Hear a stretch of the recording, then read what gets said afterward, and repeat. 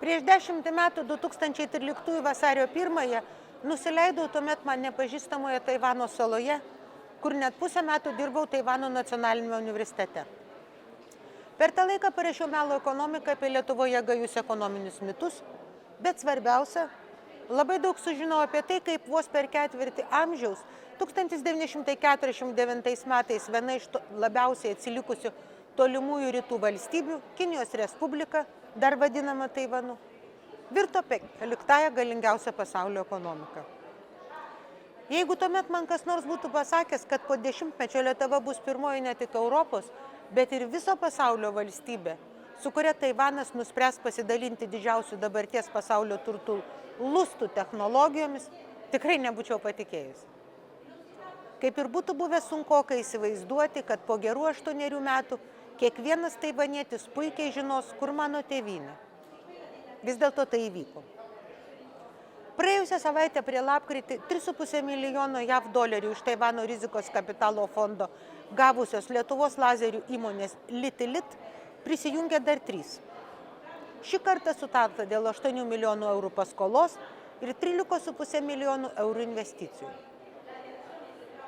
Sutartame pakete išsiskirtinė vieta tenka susitarimui tarp Lietuvos gamybos grupės Teltonika ir Taivano pramonės technologijų tyrimo instituto. Jame kalbame apie puslaidininkių lustų technologijų perdavimą. Šiuo metu yra sutarta dėl 4 milijardų eurų Teltonikos investicijų bendrų, kurios sukurtų apie 8 000 puikiai apmokamų darbo vietų ir generuotų apie 5% Lietuvos BVP. Vis dėlto dabar svarbiausia ne tai. Svarbiausia, kad Lietuva tampa pirmąją užsienio valstybę, kuri gali pasigirti gavusi prieigą prie taivaniečių kuriamų puslaidininkių technologijų. Ir tokiu būdu pravėrusi duris į bene labiausiai dabar pasaulyje trokštamą lustų gamybos pramonę. Taip jau sutapo, kad lustų klausimas buvo vienas svarbiausių šią savaitę Europos parlamente svarstytų klausimų. Antradienį, po metus trukusio paruošiamojo darbo pramonės, mokslinių tyrimų ir energetikos komiteto nariai didelę balsų daugumą patvirtino lustų aktą. Vasarį dėl šio dokumento bus balsuojama ir plenarinėje parlamento sesijoje Strasbūre. Vieningai sutinkama, kad sukūrus Europos puslaidininkų ekosistemą, o būtent toks tikslas ir užprogramuotas lustų akte, Europos karinis saugumas, pramonės konkurencingumas bei ekonomika gautų naują kokybinį šuolį. Tiesa, iki tokio rezultato dar ganėtinai toli. Bendrai imant, Europa, kurios dalis lustų gamyboje sudaro mažiau nei 10%, bent kol kas šioje 21 amžiaus skaitmeninės ekonomikos esminėje srityje yra tikrai kukli. Patys pažangiausi 5 nanometrų, nanometras yra milijardoji metro dalis. Lustai gaminami tik 2 pasaulio valstybėse – Pietų Korėjoje ir Taivane. Taivanas jų pagamina daugiau nei 92%. Beje, jeigu turite iPhone 12 ir bet kokią aukštesnės klasės iPhone, tai ir jūs naudojatės 5 nanometrų procesoriais. Grįžtant prie lustų pramonės plėtos projektų, paprastai akcentuojama šios šakos kuriama pridėtinė vertė ir gerai apmokamos darbo vietos. Tarkime, Europoje šiame sektorėje tiesiogiai dirba beveik 500 000 žmonių, o kartu su užimtaisiais visoje gamybos grandinėje bei logistikoje daugiau negu 2,6 milijono europiečių. Bet tai, nors ir labai svarbi, tikrai ne pagrindinė klausimo dalis. Puslaidininkių lustai užtikrina, kad veiktų skaitmeniniai produktai, nuo išmaniųjų telefonų iki automobilių ir itin svarbių taikomųjų programų bei infrastruktūros projektų sveikatos, energetikos, ryšių ir kitose srityse. Pastarųjų metų krizės parodė, kad Europa šioje srityje labai pažeidžiama. Pasaulinis puslaidininkų trūkumas atskleidė priklausomybę tiek nuo tiekimo iš riboto skaičiaus įmonių ir vietų, tiek pažeidžiamumą dėl eksporto iš trečiųjų šalių, kuris gali būti apribotas tuo ir kitų metų. Šie procesai ypatingai paaštrėja dabartinėme geopolitinėme kontekste. Priklausomybę dar labiau didina sunkumai, kurie lydi įmonės, bandančias įsiterpti į sektorių, nes tam reikia ir išskirtai didelių lėšų būtinųjų veiklai. Pavyzdžiui, galingiausiams skaičiavimo lustams gaminti reikia kelių nanometrų tikslumo. Tam, kad būtų pradėta tokių įrenginių gamybos statyba, būtinos ne mažesnės kaip 15 milijardų eurų investicijos ir mažiausiai 3 metų. Vien tokių lustų projektavimo išlaidos gali svyruoti nuo pusės iki gerokai daugiau nei 1 milijardo eurų. Didelė lustų projektavimo ir gamybos dalį sudaro moksliniai tyrimai. Jie padeda kurti miniatiūrinės puslaidininkių technologijas, reikalingas naujos kartos galingiems skaičiavimo lustams. Būtent mokslinių tyrimų srityje Europa yra ypatingai stipri. Deja, dabar dauguma joje generuotų mokslinių idėjų realizuojamos už sąjungos ribų. Nepaisant stiprios pasaulinės pozicijos medžiagų ir įrangos gamybos srityse, sąjunga labai priklausoma nuo trečiųjų šalių tiekėjų tiek projektuojant, tiek gaminant, integruojant korpusą, bandant ir surenkant lustus. Ir ši tendencija irgi didina nestabilumą šioje rinkoje. Dabar pasaulis aiškiai supranta, kad be siaurai ekonominės vertės puslaidininkių pramonės plėtra gyvybiškai svarbi pramonės, tame tarpe karinės pramonės plėtrai. Taigi puslaidininkiai yra ne tik pasaulio technologinių lenktynių esminė ašis, bet ir pagrindinis geostrateginių interesų aspektas. Žinant apie įtampas Pietų Kinijos jūroje bei aštrėjančius santykius tarp JAV ir Kinijos, būtent geopolitinė dedamoji tampa ypač aktuali. 430 milijardų JAV dolerių vertės Taivano gigantas Taivano puslaidininkių gamybos kompanija jau paskelbė apie 40 milijardų dolerių vertės statybas Arizonoje.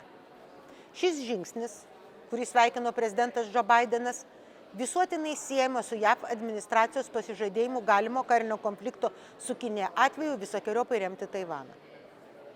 Pirmajai už Taivano ribų investicijai, šios kompanijos investicijai tikėtina įtaką padarė ir pernai JAV priimtas Amerikos lustų aktas, kuriuo Amerika įsipareigojo paremti puslaidininkių pramonės plėtrą 200 milijardų dolerių. Amerikos lustų aktas, kuris šalia solidžių finansinių injekcijų taip pat kategoriškai apribojo ir net uždraudė Amerikos piliečių ir įmonių darbą Kinijos puslaidininkių sektoriuje, tokiu būdu siekia sumenkinti ir savo pagrindinio politinio priešininko Kinijos galią. Taivano puslaidininkių gamybos kampanija pastaruoju metu kalba ir apie didelio masto investicijas Japonijoje bei Vokietijoje. Tiesa, jeigu Japonijos atveju Taivanas mainais užsitikrino ir karinę pagalbą, Vokietijos pusė kol kas linkusi kalbėti tik apie ekonominius aspektus. Na, šiek tiek panašu kaip Ukrainos situacija. Pasaulio finansų spaudos nuomonė tai gali stabdyti projektus šioje šalyje. Europos komisija bendrai pirmą kartą rimčiau apie puslaidininkių pramonės plėtrą pradėjo kalbėti dar 13 metais. Tiesa, tuo metu patvirtintos programos žlugo. Europa kaip buvo, taip ir liko vieta, kur sėkmingai plėtojamas mokslinis šios modernios technologijos pagrindas, bet atsiliekama projektuojant lustus ir jų projektavimui reikalinga įranga, kuri sukoncentruota Jungtinėse valstijose. Lustų gamybos procesasgi savo ruožtu sutelktas beveik išimtinai Azijoje. Ir tai yra didelės problemos. Šiuo metu ES puslaidininkų komponentų plėtra ir gamyba vystoma Vokietijoje, Prancūzijoje, Italijoje, Nyderlanduose, Austrijoje, Belgijoje ir Airijoje. Taigi, Teltonikos su Taivano partnerių pasirašytas sutarimas šią pramonės šaką atveda ne tik į Baltijos valstybės, bet bendrai į visą rytų Europą. Šiuo metu svarstomas ES lustų aktas turėtų sustiprinti Europos puslaidininkių ekosistemą, padidinti sąjungos puslaidininkių tiekimo saugumą ir sukurti naujas Europos pažangiųjų technologijų rinkas, kurios apimtų viską nuo vertės kūrimo grandinę, nuo projektavimo į gamybos pajėgumų. Na ir tai tikėtina sumažintų būsimo puslaidininkių tiekimo trūkumo riziką Europoje ir išaugtų kontinento pramonės atsparumas. Kokiu būdu ketinama siekti minėtų tikslų? Na, išskiriamos 3 esminės grandys.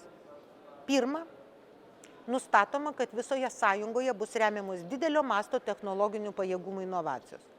Konkrečiau, kalbam apie novatoriškų procesų technologijų bandomųjų linijų kūrimą, lengvesnė prieiga prie projektavimo išteklių, parama kvantinių lustų kūrimui, kompetencijos centrų steigimą, kas stiprintų šios srities talentų ugdymą ir lustų fondą, kurio lėšomis būtų remiami startuoliai bei mažos ir vidutinės įmonės.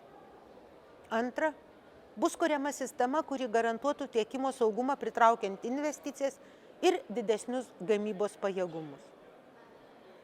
Na ir trečia, atsiras valstybių narių ir Europos komisijos koordinavimo mechanizmas, vadinamoji Europos puslaidininkių taryba.